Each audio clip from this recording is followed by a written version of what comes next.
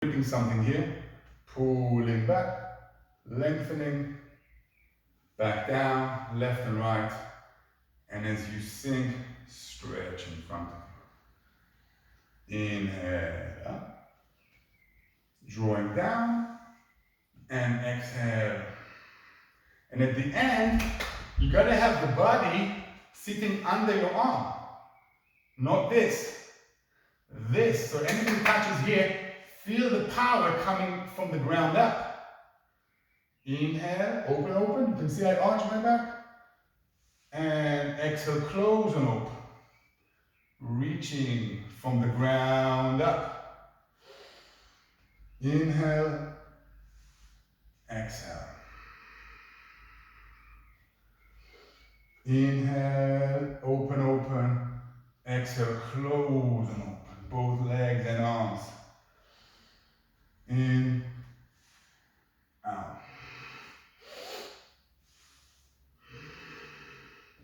Now I've learned this stuff, again, Wudang style, and all I was shown is just this general idea of what it looks like, and then the martial application. For instance, I'm pulling someone's coming to choke me, I'm pulling them up, then grabbing their hand, pulling them down, boom, knee to the chest, or elbow, whatever. But this is such a superficial way of looking at it. It's much deeper than that. Think about drilling your connectivity, because that's the ultimate training in Tai Chi. I'm doing my own thing. I'm not responding to my opponent. I'm doing my own thing, which is connected and strong. So it's my body's strength, which lies in its own connectivity and adaptation, that I'm accessing. So keep your focus internal. Don't think about what you would do to an opponent. It doesn't help. For years, I was misleaded like that. So don't.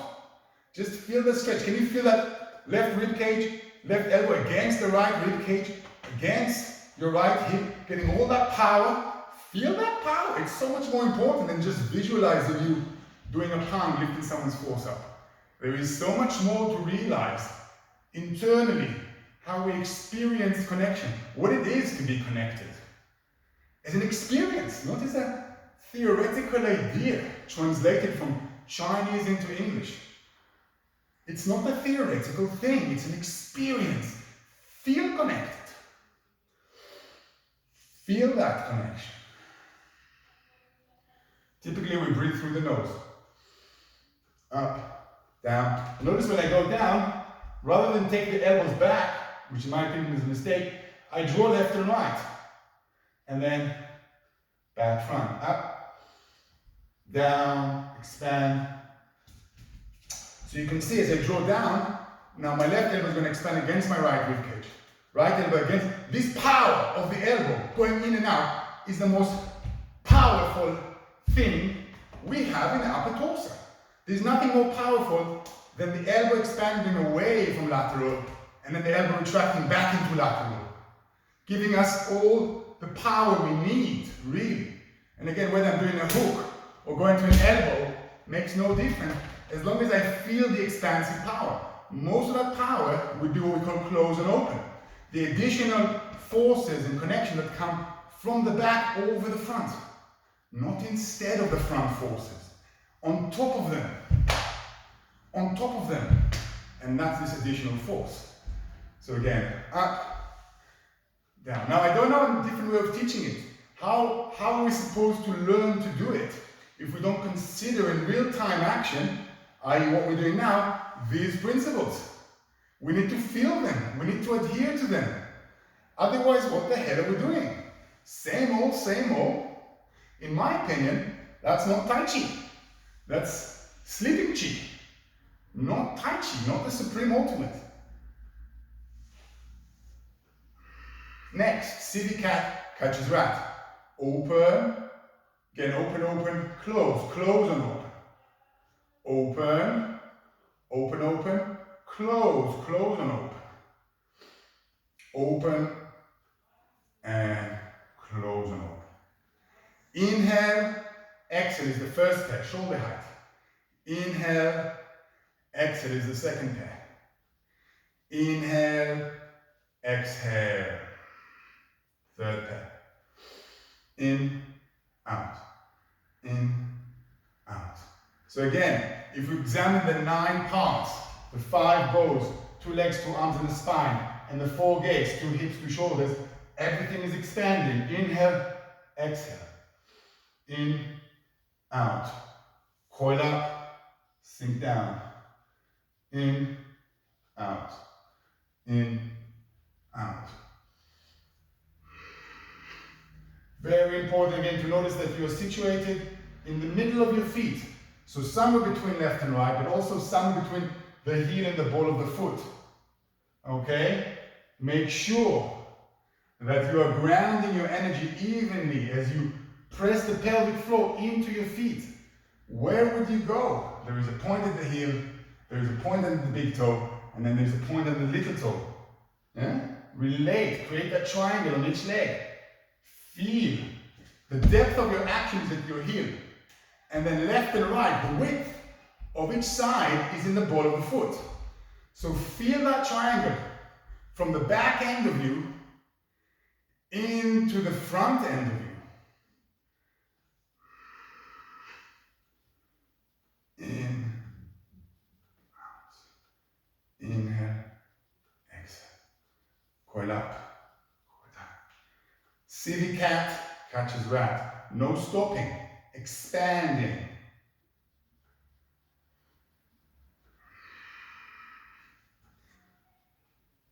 For years, in my opinion, I was shown things half-baked, meaning just not properly, just externally, how it more or less looks like. And yet nobody ever told me how to increase the connectivity of what I do. So hopefully I'm changing that right now, and that's why this video is done this way. Don't just mechanically move, feel stretched. So if I stretched well, where would I feel it? Well, I would feel an elongation through the arm, not a tensing of the biceps or triceps, not a tensing of the forearm, not a tensing of the finger, an elongation. If you haven't felt it, do more yoga. Relax, do meditation, feel an elongation. It is a physical feeling, but it's not muscular. And then that elongation has to cross my center, my ribcage, and expand against the other ribcage. So when I do this, I should feel really, really funky, stretched, elongated, like music is coming into me and stretching the shit out of my existence. And then when you close and open, it's an additional stretch. Don't do this and then that as if they cancel out each other. That's the biggest mistake in Tai Chi. Inhale, exhale, add close and open, not instead. Inhale, exhale, I'm adding. So there's already tenacity here, and now I'm adding even more tenacity on top. You gotta have that sensitivity drilled in. Otherwise, your Tai Chi is a joke. And you should know it. So if you haven't considered it, try and consider it. It's not just a difficult thing. Here I'm already stretched. So I'm adding a stretch on top. Adding. It feels more engaged, my ribcage, not less. Here is a stretch. I'm adding a stretch. But don't tense up. Make it an elongation, i.e. learn to pull silk. What Chen Stein called pulling silk. Right? Connectivity. Connectivity. So important. Otherwise, what the hell is happening in the body? Really?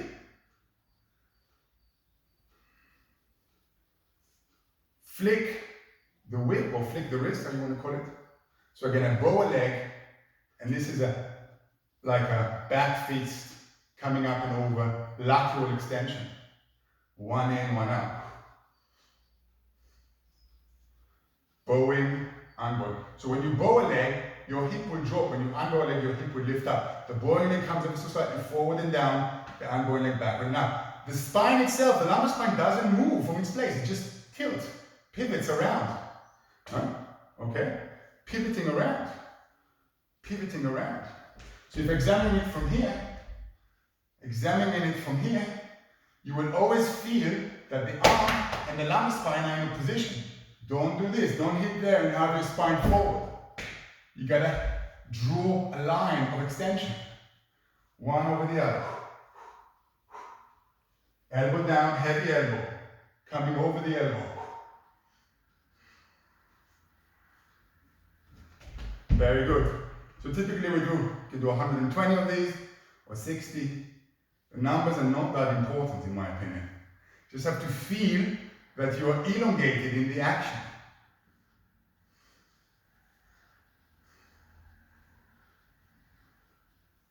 Feel that pivoting. Don't laterally move like that. Pivot. Pivot. Pivot.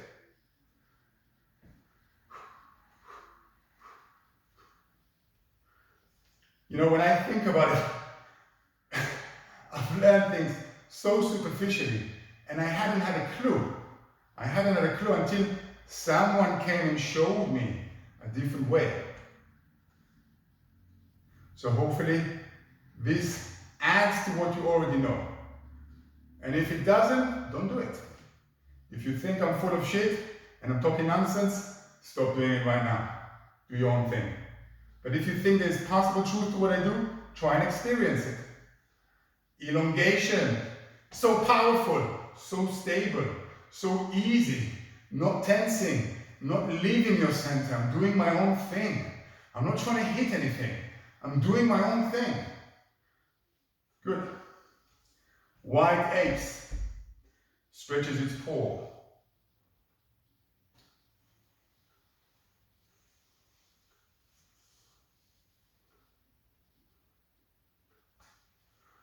Bow my left, unbow my right. Bow my right, unbow the left. And as I extend my left arm, I bow my left leg, unbow my right, and at the end of that push, I tuck it under. Bow, unbow, change, and around. Bow, unbow.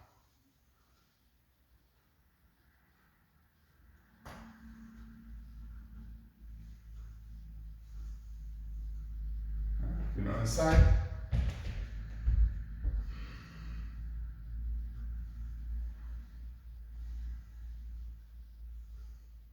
So I bow my right leg, unbow my left leg, extend my right arm against my left rib cage. Another thing that I have is a really nice, powerful grounding from my legs.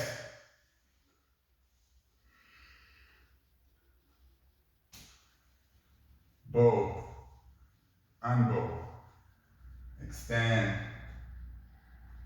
You see, if you do not bow and unbow your legs, the way I learned it, all you do is pivot the hip, which is the biggest flaw and mistake in Tai Chi. You can see, when I just do this, can you see all this movement at my knees? Can you see all this lateral loss? It's so bad for you. Instead, when I bow, I have a very strong knee coming over the foot, unbowing back. Again, controlling. So there is this pivoting action from here, because these are like cogwheels. One turn this way, one turn that way. Yeah? But there is an up and down action happening vertically, and that's so important. Prior to this action, I just did a left and right action. Yeah? I just did this. And I just go around without really feeling down and up this way. Bow one side, unbow the other, and extend, extend,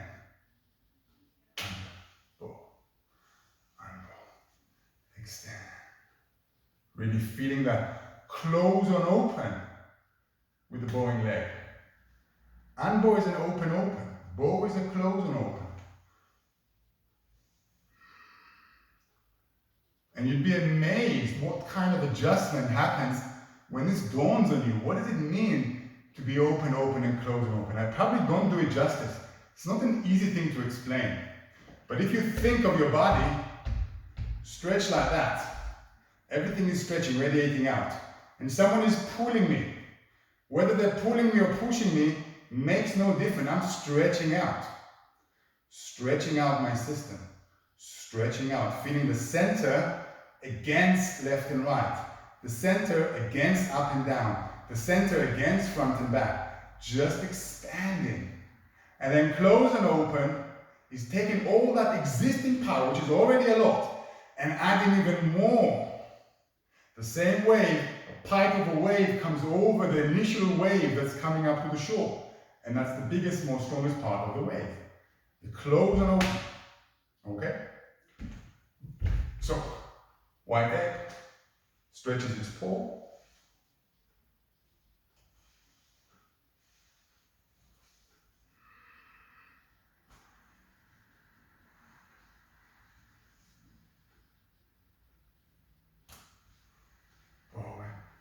Now again, I don't think being obsessed with martial application is the way forward in Tai Chi or any martial art. Because at the end of the day, all you really need is a good sense of spiraling and a very good sense of connectivity. You don't need to think, oh, what technique am I going to do against this punch or against this kick? It's an intuitive discovery in the now. And all you need to do is have the pathway open and feel what it is that gives you strength. Feel what it is that stabilizes you. What it is to be suspended, yin and yang, between left and right, between up and down, constantly working through change, from one change to the other. But the change has to come from the center outwards, from the ground up. And back in. Swallow piercing the cloud.